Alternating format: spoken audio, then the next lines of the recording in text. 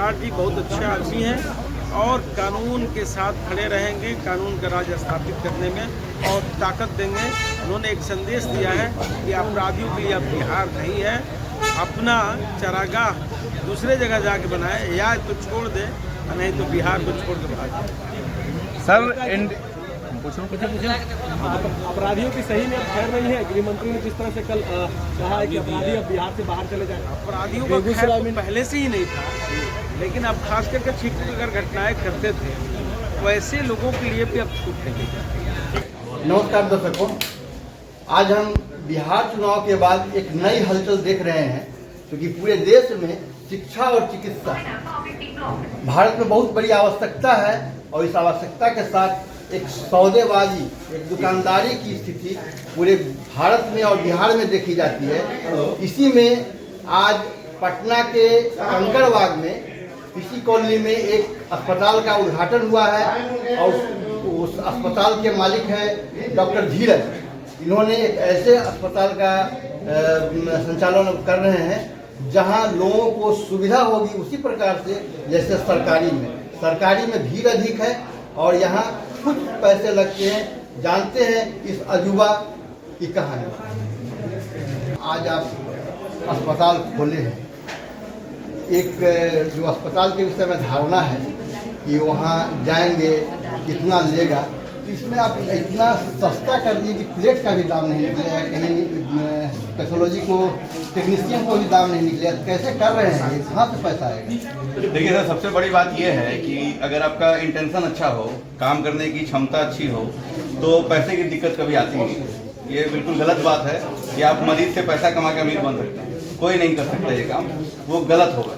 और ये जो हमारा फील्ड है, मैं इसमें दो बात कहूँगा। पहली एक बात कहूँगा कि अस्पताल बड़ा सा चमकीला सा बना हुआ है, पटना में आने ना अस्पताल, जब आप अंदर जाते हैं पता करते हैं तो वहाँ पे डॉक्टर्स नहीं, वो जो डॉक्टर्स उनकी डिग्री नहीं, डिग्री है भी तो फर्जी डिग्री। तो सबसे बड़ी बात ये होगी कि यहाँ जो मरीज आएंगे उनको हम लोग देखेंगे। और हमारी डिग्री के बारे में बता देता हूँ कि भारत की जो सर्वोत्तम डिग्री है डीएम गैस्ट्रो, और लंदन की जो सर्वोत्तम डिग्री है मास्टरी गैस्ट्रो, दोनों मैंने अर्जित की। और सरस्वती का आशीर्वाद रहा है, सरस्वती माँ का, उन्होंने हमें इस लायक बनाया है कि मैं मरीज का इलाज अच्छे ढंग से कर सकूं। और उसमें एक चीज जो मेरे अंदर शुरू से रहा है कि चाहे वो रिक्शा चलाने वाला हो या फिर वो कोई बड़ी कंपनी का मालिक हो, मैं दोनों का पैर छूता हूँ, दोनों से गले मिलता हूँ। मेरे लिए वो रहा ही नहीं है। अगर मानव है तो मानवता जिंदा रहनी चाहिए और वो चीज हमेशा दिखनी चाहिए। अब आते हैं हमारे प्रोफेशन के बारे में। तो जो आपने बोला कि सर पैसा कहाँ से आएगा, तो अगर आपके पास मरीज आ रहे हैं, आपके पास भीड़ है, तो उन गरीब मरीजों का इलाज वो अमीर मरीज करेंगे जो यहाँ इलाज कराने आएंगे। क्योंकि उस अमीर मरीज के लिए भी मेरे पास एक मैसेज है कि आप जो बड़े बड़े कॉर्पोरेट अस्पताल जाते हैं वहाँ मशीनें ज्यादा दिखती हैं, मानव कम दिखते हैं। यहाँ आपको मानव ज्यादा दिखेंगे, मशीनें कम दिखेंगी। बहुत ही मानवीय मूल्यों के साथ मैं इलाज करने वाला हूँ। और मरीज जब ठीक होकर जाएंगे वही मरीज लेके आएंगे। मरीज कभी भी एडवर्टीजमेंट से, प्रचार से नहीं आता है। और पैसे खर्च कहाँ होते हैं? प्रचार में। मैं कहीं कुछ नहीं करने जा रहा हूँ। मेरा यही रहा है कि मरीज का इतना सेवा किया जाए कि वो घर जाके, गांव जाके लोग को बताए। और ये मैं शुरू से कर रहा हूँ। आज ये अस्पताल तो आज खुला है। मैं 2015 में मैंने एमडी में एडमिशन लिया था और मैं पहला ऐसा लड़का था एमडी करते हुए जिसने कम से कम 20 से ज्यादा मेडिकल कैंप आयोजित हुए। 20 से ज्यादा मेडिकल कैंप आयोजित हुए और उसमें बिल्कुल मुफ्त में मैंने इलाज किया। कंसल्टेंसी, दवाइयाँ, जांच, सब मुफ्त। तो मैं करके देख चुका हूँ, मुझे कभी घर से लगाना नहीं पड़ा। अब माता की कृपा रही, जो चीजें हमारे पास आती रही वही मैं मरीज को देते रहा। तो इसमें कोई ऐसा कहीं रुकावट नहीं आएगी। और अगर मैंने बोला आप लोग के सामने तो ये कभी बदलेगा भी नहीं। और मुझे पता है कि अगर मैंने बोला है, हमारे अभिभावक भी खड़े हैं इधर, मेरे बड़े भाई हैं, पत्नी है, इस सब में हम लोग में इतनी क्षमता है कि हम लोग इसको हमेशा डिलीवर करें। ये जो अक्सर अस्पताल में देखा जाता है, मरीज आते हैं और पहले उसको आईसीयू में भेज दिया जाता है, बहुत इमरजेंसी है। मरीज तो नहीं जानता है क्या इमरजेंसी है। तो ऐसी स्थितियाँ हमें बनी। देखिए मेरे अस्पताल और जब मैं पहले जहाँ काम करता था वहाँ पे मेरे से शिकायत रहती थी हॉस्पिटल मैनेजमेंट को कि सर आप मरीज को बड़ा जल्दी भगा देते हैं। तो हम बोलते थे अरे बुढ़वा, जो मरीज भागेगा वही जगह मरीज लेके आएगा, जिसको ज्यादा दिन रख लो कहना मरीज नहीं देगा। मुँह प्रचार एकदम नहीं। ये जो चीज मेरी रही है, हमेशा रही है कि मरीज अगर 3 से 4 दिन के बाद हॉस्पिटल में रुकेगा तो हॉस्पिटल से निकाल ही नहीं पाइएगा। मेरा रहा है कि मरीज आए और मरीज का 3 से 4 दिन में, अगर हम मरीज को बोलते हैं, मेरे मरीज को 72 घंटा में समय लेता हूँ, मैं पुलिस की तरह समय लेता हूँ सिस्टम की तरह। 72 घंटा में मरीज अगर मैं नहीं ठीक करूंगा तो इस मरीज को आप कहीं भी लेके जा सकते हैं, आपको रोका ही नहीं जाएगा। क्योंकि कोई भी जो इलाज है उसका असर 72 घंटा में दिखना चाहिए। मैं खुद महसूस करता हूँ और ये बुक भी लिखता है, अगर आपका इलाज नहीं सही है तो 72 घंटा में असर नहीं दिखेगा। जिस दिन मरीज थोड़ा सा ठीक हुआ तुरंत मैं उसको आईसीयू से नीचे करता हूँ। आईसीयू में अगर मरीज है उसको वेंटिलेटर पे थोड़ा सा ठीक हुआ, अभी एक मरीज आपको नीचे मिलेगा छोटू नाम का, जो आज से 10 दिन पहले 7 दिन पहले आया था, बहुत इमरजेंसी में, ऑपरेशन हुआ नहीं था, इमरजेंसी बहुत सीवियर थी, उसका सारे शरीर से ब्लड आ रहा था, इंटरनल ब्लीडिंग हो रही थी, मरीज का माथा का बुखार था, 22 साल का लड़का। उसको मैंने समझा के उसको लिया मैंने अंदर, वो 5 दिन वेंटिलेटर पे भी रहा, अभी वो नीचे वार्ड में गया हुआ है, बहुत ही संतुष्ट है। उसको दवाई खरीदने में पैसे कम हो रहे थे, दवाई मैंने हाफ कर दिया, उसको यहाँ के पैसे में दिक्कत होती है, यहाँ का पैसा हाफ कर दिया गया, सब अभी आपको नीचे मिल जाएंगे, मरीज के अटेंडेंट मिल जाएंगे। तो मैं साज को आज के आप जाके पता कर लीजिए, और कभी भी आप आइएगा इस अस्पताल में तो यही माहौल मिलेगा, कि माहौल ऐसा मिलेगा कि हाँ फैमिलियर इलाज हो रहा है और लोग जो आ रहे हैं वो खुश होके जा रहे हैं। अगर कभी कभी होता है कि सर इलाज तो खूब बढ़िया हुआ, पैसा बहुत लग गया, कट गया तो मेरा, तो ये चीज यहाँ आपको सुनने को कभी नहीं मिलेगी, इसके लिए मैं हमेशा रहता हूँ। जैसे कि अक्सर अस्पताल में देखा जाता है, मरीज मर गए और उसके बाद में पूरा पैसा चुकता करो तब जाने देंगे, ऐसे मरीज बहुत परेशान रहते हैं। तो ऐसी स्थिति में आप क्या कीजिए, वैसे मरीज जो किसी कारण से गुजर गए हों, आईसीयू में हों, बहुत हल्ला हंगामा होता है, ये चीजें यहाँ हो चुकी है सर, सारा पैसा माफ कर देता हूँ। अगर मरीज मर गया है, अगर उसको पैसे की तकलीफ नहीं दे पा रहा तो मरीज को ले जाइए, बिल्कुल नहीं रोकेंगे, बिल्कुल मैं आपके सामने कह रहा हूँ, क्यों रोकूंगा मैं, बिल्कुल नहीं रोकूंगा, और मैं उसको और हेल्प भी करूंगा, हो सके तो एम्बुलेंस मंगवा के उसको भिजवाऊंगा, उसके घर तक ले जाऊंगा, तो वो तो हमेशा मेरे साथ है, वो उसके लिए तो सोचना ही नहीं है, कभी नहीं। ये जो आप एक डीएम डिग्री बोल रहे हैं, शायद 2% है वो डीएम, पीएचडी के समकक्ष है वो डिग्री, पीएचडी से ऊपर हम लोग डीएम को मेडिकल में मानते हैं, पीएचडी से ऊपर है। तो ये पूरे भारत में एक जगह एम्स से ही इसकी पढ़ाई है ना? नहीं, भारत में नहीं, मतलब हर एक राज्य में, जैसे इस राज्य में आईजीएमएस में डीएम की पढ़ाई होती है, 2 सीट है बस, जो हम लोग जो किए, पूरे बिहार में 2 सीट, उसी तरह से यूपी में 2 सीट, एमपी में 1 सीट, इस लेवल का रेयरिटी है डीएम गैस्ट्रो का। और उसके साथ साथ मैंने एमआरसीपी भी किया, वो और रेयर कॉम्बिनेशन है। तो पढ़ाई में मैं तो हमेशा बोलता हूँ पेशेंट को भी कि मेरा पुर्जा लेके पूरे भारत में अभी इसमें घूम जाओ, इस पुर्जा में अगर कोई काट दे तो फिर हम भी इलाज तुम्हारा नहीं करेंगे, वहीं करा लेना। तो मेरा इस बारे में मैं हमेशा तैयार रहता हूँ कि मेरा जो इलाज है उसमें अगर कहीं से भी आपत्ति आप उठाते हैं तो आप अपना इलाज कहीं और करवा सकते हैं, उसके लिए मैं हमेशा तैयार हूँ। यहाँ कई बार ऐसा देखा है, गाँव में आजकल बहुत सारे अस्पताल हैं जो अभी आप बोल रहे थे कि पीडी वाले जो हैं, एमआरसी आरएमसी वाले हैं, वो इससे रेफर कर लेते हैं कि पटना में फलाने जगह चले जाए। इससे पिछले दिनों अगल बगल में एक घटना घटी थी जहाँ मरीज गर्भवती महिला, बच्चा हो गया, नवजात शिशु 3 दिन के बाद यहाँ भर्ती किया गया और काफ़ी हंगामा हुआ, रात भर में। तो ऐसे जो किसी प्रकार की घटनाएं जो बाहर से आती है, जिसको एक प्रकार से जो आम सामाजिक भाषा में बोलते हैं कि दलाली, ये इसका कलंक पटना के कई अस्पतालों पर लगता है, बहुत अंदर तक ये गया हुआ है, बहुत ज्यादा फैला हुआ है। तो मेरा सिंपल ये कहना है कि मेरे मरीज के द्वारा ही आएंगे और वही होगा और वही होता भी आया। मैं तो क्लिनिक भी चला रहा हूँ, ओपीडी भी कर रहा हूँ, और बाय गॉड ग्रेस हमारे पास जितने भी मरीज हैं, कोई डॉक्टर का भेजा हुआ नहीं है, तो सारे मरीज ही मरीज को लेके आ रहे हैं। और ये जो चेन है सबसे मजबूत तरह की श्रृंखला है। आप ही मेरे पास आए, आपका मैंने इलाज किया, आप ठीक हो गया, तो आप जरूर बोलिएगा जाके गुडविल में, अरे डॉक्टर साहब बढ़िया थे, इलाज कर दिए, कम पैसा में ठीक हो। और ये जो आप बोलिएगा दिल से बोलिएगा, उसके लिए ना तो आपको फोर्स दिया जाएगा ना पैसे मिलेंगे, लेकिन ये चीजें हैं, मानवता अभी भी जिंदा है। अगर मैं किसी का अच्छा करता हूँ तो अच्छा बोलता भी, और इसी से ये श्रृंखला चलती आ रही है। और मेरा अस्पताल, मैं बता रहा हूँ आपको, 6 महीने के बाद यहाँ पैर रखने की जगह नहीं मिलेगी, और ये सिर्फ और सिर्फ इसी सब चीजों से, कोई दलाली नहीं, कोई भी रेफरल नहीं। मरीज अच्छा करेंगे, हम 1 साल लेंगे, 4 मरीज से 40 मरीज करेंगे, 40 से 400 करेंगे, लेकिन 4 को 40 करने के चक्कर में कोई गलत काम या नहीं है। आप पूरे परिवार के साथ, आप मतलब आप भी हैं, आपकी पत्नी भी हैं, इस चिकित्सा पेशा से जुड़ी हुई हैं, और आपके साथ लगातार इस सहयोग में बनी रहेंगी। तो हम आपसे जानना चाहते हैं ये आजकल जो अक्सर महिलाओं के साथ जो चिकित्सा होती है उसमें डॉक्टर हॉस्पिटल में भर्ती करने में सीधे ऑपरेशन का सलाह देते हैं, क्या इस संदर्भ में बोलेंगे? मैं ये पूछना चाहूंगी, मतलब कि आप ये किस रिस्पेक्ट में पूछ रहे हैं, डिलीवरी के रिस्पेक्ट में पूछ रहे हैं या फिर और डिलीवरी के रिस्पेक्ट में ये पूछ रहे हैं? ये डिलीवरी जो होता है, अक्सर डॉक्टर चाहते हैं कि डिलीवरी में अधिक से अधिक पैसा आ जाए तो हम ऑपरेशन ही करना चाहेंगे। नहीं, हम लोग ऐसा नहीं है। हर ऑपरेशन जब जरूरी होता है तभी किया जाता है। बहुत सारा केसेस ऐसा है जब ऑपरेशन ही नीड ऑफ द आवर है, अगर हम उस समय नहीं करेंगे तो हम जच्चा और बच्चा दोनों को खो सकेंगे। तो वैसे केस में तो ऑपरेशन करना हम लोग के लिए मस्ट हो जाता है। लेकिन ऐसा नहीं कि कोई भी महिला आई प्रसव पीड़ा लेके और हम लोग सीधा उसको कहेंगे कि ऑपरेशन होगा। नहीं, हमेशा हम लोग ट्रायल ऑफ लेबर देते हैं। बिना ट्रायल ऑफ लेबर दिए आप समझ नहीं पाएंगे कि हाँ कि इस पेशेंट को नॉर्मल डिलीवरी होगा या सिजेरियन। बहुत ऐसा कंडीशंस है जो पहले से सिजेरियन की तरफ पॉइंट आउट करता है, जैसे कि अगर बच्चा उल्टा है, क्यों आज के डेट में उतना एक्सपर्टीज किसी भी डॉक्टर के पास नहीं है कि पहला बच्चा अगर उल्टा है तो वो नॉर्मल कराए। वो दाई वगैरह लोग करा लेती हैं, घींच तीर के बच्चा निकाल लेती हैं, लेकिन बाद में उस बच्चे को बहुत कॉन्सिक्वेंसेस होता है हाइपोक्सिया से। कभी वो 1.5 बोलेगा, 1.5 चलेगा। तो ये सब नहीं, हम लोग अपने जो हम लोग पढ़ाई किए उसमें बहुत सारा चीज है जो पहले से पता चलता है कि हाँ इसमें सिजेरियन करना है। लेकिन अगर कोई ऐसा फैक्टर नहीं है तो हम लोग ट्रायल ऑफ लेबर ही देते हैं। ट्रायल देंगे, सक्सेसफुल हो ही जाता है मेजॉरिटी केस में। जिसमें फेल होता है, इमरजेंसी होता है, तो फिर हम लोग ऑपरेशन के लिए प्लान करते हैं। ये अभी जितने डिलीवरी केस में लिखे जाते हैं ज़्यादातर ऑपरेशन ही चिकित्सक लिखते हैं, तो ऐसा क्या ऐसी परिस्थिति बन रही है खान पान से या रहन सहन की कि ऑपरेशन की नौबत ज़्यादा आ रही है? देखिए, खान पान से जो आप बोले तो अगर एनीमिक पेशेंट है तो उस केस में हम लोग सोच सकते हैं और क्या कहते हैं, और बाकी तो अगर खान पान ठीक है तो फिर कभी भी खान पान से रिलेटेड हम लोग नहीं डिसाइड कर पाते हैं कि वो ऑपरेशन होगा या नॉर्मल होगा।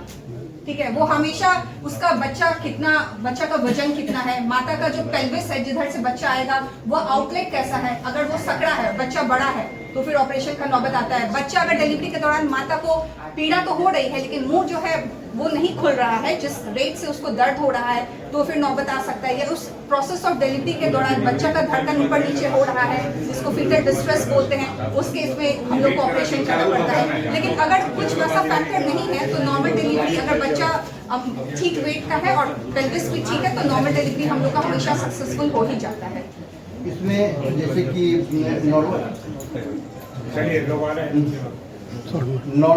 नॉर्मल डिलीवरी यदि हो तो उसमें तो ऑपरेशन की नौबत नहीं है। जनरल वार्ड में उन्हें रखा जाए कितने दिनों में? नॉर्मल डिलीवरी है तो हम लोग 24 आवर्स ऑब्जर्व करके पेशेंट को बच्चे के साथ हम लोग भेज देते हैं, वैक्सीन वगैरह बता देते हैं, दिलवा भी देते हैं। जो यहाँ नहीं लेना चाहते हैं उनको सरकारी संस्थान में हम लोग बता देते हैं कि 24 घंटा के अंदर ये सब वैक्सीन पड़ना है, पढ़वा लीजिएगा, उसमें आप कतई डिले नहीं करिएगा। और वो लोग महिला को विदिन 24 आवर्स हम लोग देख लेते हैं कि हाँ महिला को डिलीवरी के बाद पीपीएच नहीं हो रहा है, पोस्टमार्टम हेमरेज नहीं हो रहा है, तो हम लोग उसको 24 आवर्स ऑब्जर्व करके भेज देते हैं।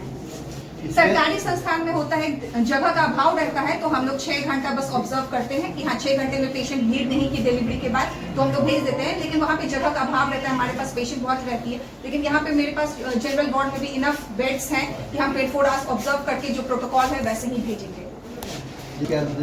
बच्चे के देखने के लिए बाल विशेषज्ञ उनकी भी सुविधा है क्या? हाँ बिल्कुल, ये अस्पताल सारे जितने भी हमारे डिपार्टमेंट्स होते हैं सबको कवर कर रहा है। तो ऑब्स, गायनी, गैस्ट्रो के अलावा हमारे पास पीडियाट्रिशियन भी लोग हैं, पीडियाट्रिक्स डिपार्टमेंट है। इनफैक्ट सारा मेडिकल सिस्टम में जितने भी डिपार्टमेंट हैं सारे डिपार्टमेंट हैं, तो सारा आपको care under one roof available होगा, उसमें कोई ये संदेश ठीक है। इधर सर नमस्कार। ये जैसे कि आज आप तो प्रशासनिक सेवा से हैं और प्रशासनिक सेवा से हैं, आपके मित्र हैं, भाई? बिल्कुल, हमारे भाई हैं और भाई सब लोग हैं। और बहुत मैं बताऊं कि भाई तो यही हैं, लेकिन सबसे बड़ी बात ये है कि इतने अच्छे डॉक्टर है कि मैं तो स्वयं इनका प्रशंसक हूँ। और हमारे तो फैमिली फिजिशियन भी हैं। मैंने यहाँ जो बात कर रहे थे पढ़ाई की, तो इनकी डिग्री तो उच्च ही है, लेकिन मेरी गारंटी है कि इससे अच्छे डॉक्टर होना इस विभाग बहुत मुश्किल है। और केवल ये गैस्ट्रो के ही नहीं है, इस सारी चीज़ों को जो बेसिक MBBS और उसके बाद PG की चीज़ें होती हैं, एक बहुत अच्छे विद्यार्थी भी रहे होंगे निश्चित रूप से। बचपन से मैंने नहीं देखा है इनका, हाँ, लेकिन मैं जितना समझता हूँ बहुत अच्छे विद्यार्थी रहे होंगे ये। तो जितना इनको नॉलेज है मेडिसिन का, सार्ट्स का, अपडेट रखते हैं डॉक्टर्स को। मैं हमेशा ही कहता हूँ कि अपडेशन बहुत इंपॉर्टेंट है। लोग इलाज करते हैं बट नई जो टेक्नोलॉजी आती है उसकी नहीं जानकारी रहती है, तो डॉक्टर साहब और मैडम जो है लोग अपडेट रखते हैं और बहुत अच्छे इंसान है। मैंने कहा जो आप बात पैसे की कर रहे थे, तो पैसे कभी कभी इनको होगी ही नहीं। सब लोग यहाँ पे बैठे हुए हैं और लोग जिंदा रहना हमारा उद्देश्य होना चाहिए। वैसे ऐसे लोग हैं जो नहीं अफोर्ड कर सकते, उसके लिए बहुत सारे समाज के लोग हैं और सब लोग मिल करके इस अस्पताल को आगे बढ़ाएंगे ताकि बिहार की जनता को बिहार के बाहर नहीं जाना पड़े। हम लोग का उद्देश्य है और सही समय पर लोगों को इलाज मिले। सबसे ये जो चिकित्सा के क्षेत्र में जो बिहार बहुत बड़ा मंडी कहा जाता है कि चिकित्सा के लिए मरीज का सबसे बड़ा मंडी है। विदेश से भी लोग यहाँ कंपनी वाले सब दवा झोंक रहे हैं।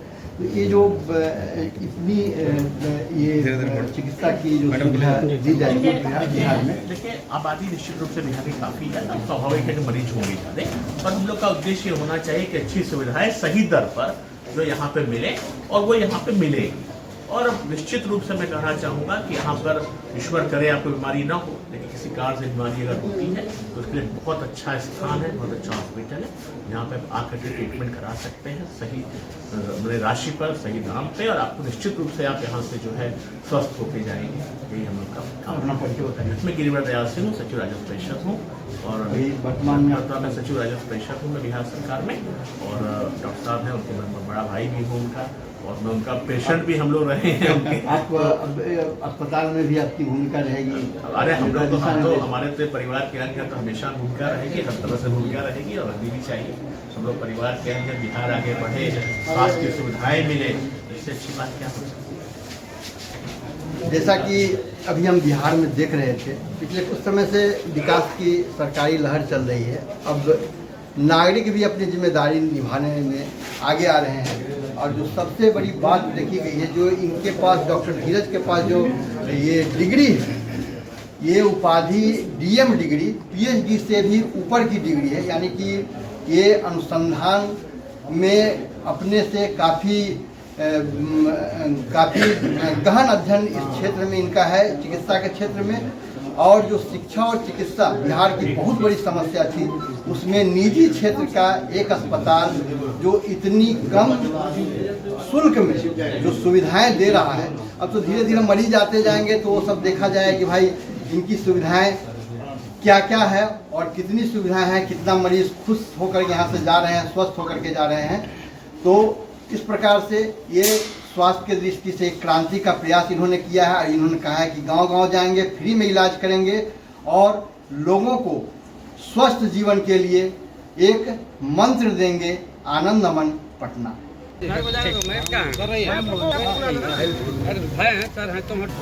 आदिकाल से डॉक्टर एक भगवान के रूप में होते हैं और बड़ी श्रद्धा, बड़ी इच्छा शक्ति से, बहुत त्याग तपस्या से किसी को जीवन देने में अपना योगदान देना। आज इस हॉस्पिटल का उद्घाटन करते हुए मेरी शुभकामना रहेगी कि आपका हॉस्पिटल बहुत बेहतर करे, आम जनमानस में आपका छवि इस हॉस्पिटल के माध्यम से काफी सुदृढ़ हो, मजबूत हो, कि आप समाज कल्याण में अपनी योगदान दे सके। साथ साथ भविष्य में हॉस्पिटल बहुत बड़ा आकार के रूप में, बहुत बड़ा आइकॉन के रूप में अपना इंक्रीज कर सके, मेरी शुभकामना है। हमने जाके देखा आईसीयू भी बहुत अच्छा है, प्राइवेट रूम भी बहुत अच्छा है, इमरजेंसी का भी है, जनरल वार्ड भी है, सब अच्छा है और बेहतर होगा, यही मेरी शुभकामना।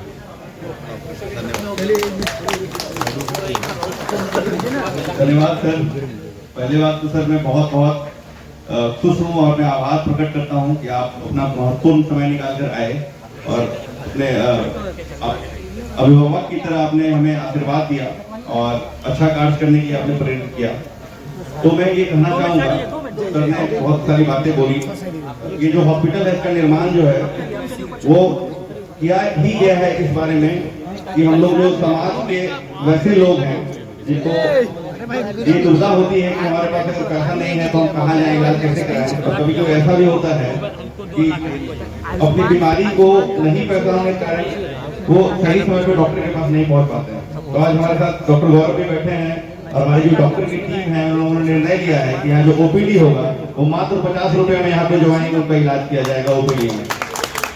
और यहाँ जो जांच होगी उस मरीज की, अगर उस मरीज की जांच भी लिखी जाएगी तो बहुत न्यूनतम दर में उसको जांच की जाएगी, ताकि हम लोग उनको बड़ी बीमारी होने के पहले ही पकड़ लें और उनका इलाज कर सकें, पहली बात। और दूसरी बात, कोई पेशेंट अगर एडमिट होने आएगा और उसके पास ये रहेगा कि सर हमारे पास पैसे नहीं है लेकिन इमरजेंसी में ऑपरेशन है, और उस तरह की अगर दुविधा रहेगी तो उसके लिए भी हम लोग हमेशा तत्पर होकर तैयार रहेंगे। और कभी भी पैसों के कारण तो इलाज नहीं रुकेगा, ये हमारा वादा ही नहीं है, संकल्प है, और इसको हम लोग सबके साथ हमेशा आजीवन निभाएंगे। और दूसरी बात ये कि हमारा ये जो सपना था, जो मैं डॉक्टर बना था, कि एक ऐसा हॉस्पिटल जहाँ पे मशीन और तकनीक से ज्यादा मानवीय मूल्यों से इलाज हो सके।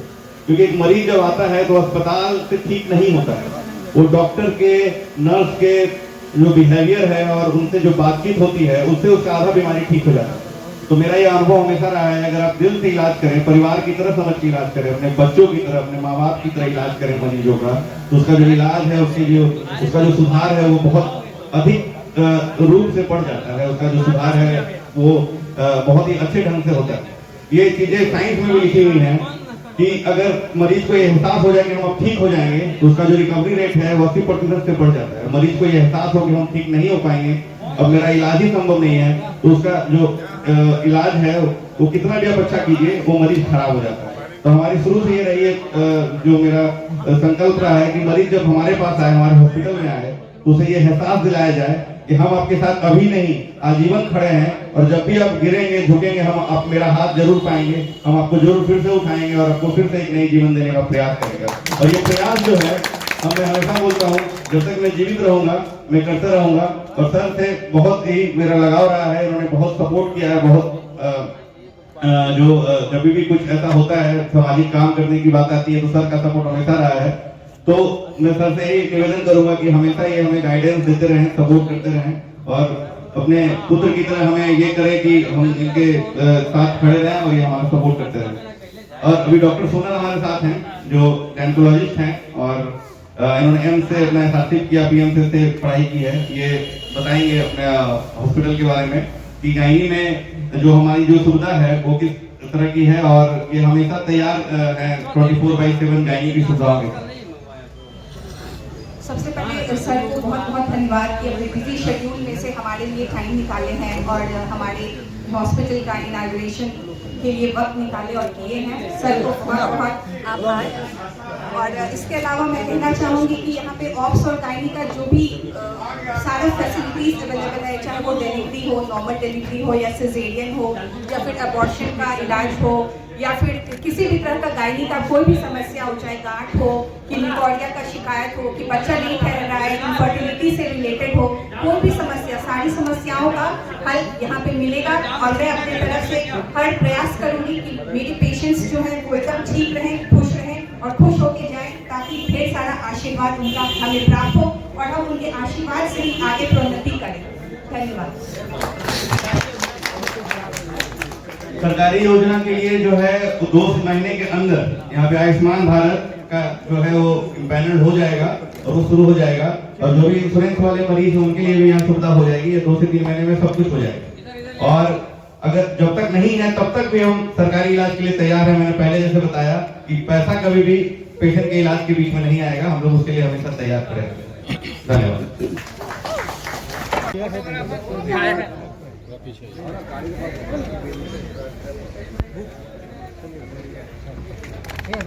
बोलो कानून का राज स्थापित करने में और ताकत देंगे। उन्होंने एक संदेश दिया है कि अपराधियों के लिए अब बिहार नहीं है, अपना चरागाह दूसरे जगह जाके बनाए, या तो छोड़ दे नहीं तो बिहार को छोड़ के भाग जाए। सर अपराधियों की सही में खैर नहीं है। गृह मंत्री ने जिस तरह से कल कहा है कि अपराधी अब बिहार से बाहर चले जाएं। अपराधियों का खैर तो पहले से ही नहीं था, लेकिन अब खास करके छिटपुट अगर घटनाएं करते थे, वैसे लोगों के लिए भी अब छूट नहीं है। ठीक है।